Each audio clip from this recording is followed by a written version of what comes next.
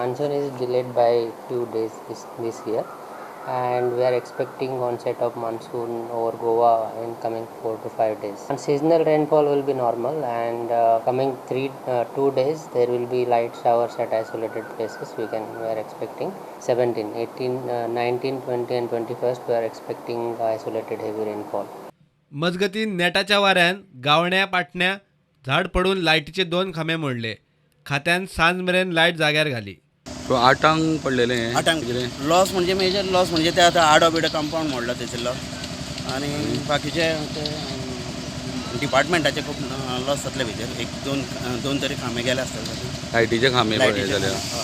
Damage जाले ते.